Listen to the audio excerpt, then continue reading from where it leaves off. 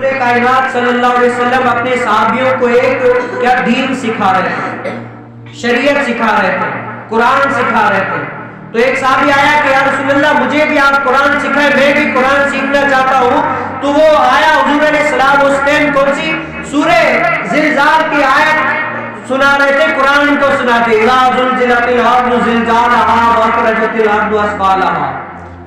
تو جب آیت اس پر پہنچے نا فَمَن يَعْمَلْ مِثْقَالَ ذَرَّةٍ خَيْرًا يَرَهُ، وہ صحابی آئے اس آیت پر بیٹھ گئے. فَمَن يَعْمَلْ مِثْقَالَ ذَرَّةٍ خَيْرًا يَرَهُ وَمَن يَعْمَلْ مِثْقَالَ ذَرَّةٍ شَرًّا يَرَهُ.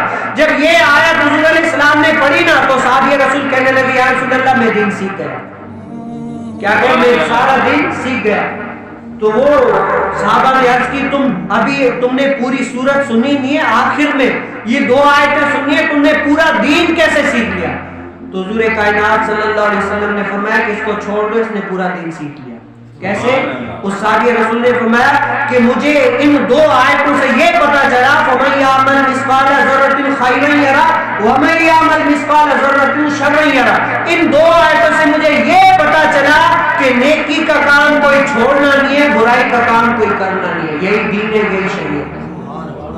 اگر آپ کہیں گے نا کہ پورا دین مجھے دو لفظوں میں سمجھاؤ تو یہ صحابی رسول کی یہ دو لفظ ہی کافی ہے کہ نیکی کا کام کوئی چھوڑنا نہیں ہے، برائی کا کوئی کام کرنے. یہی اصل دین ہے، یہی شریعت ہے، یہی طریقت ہے.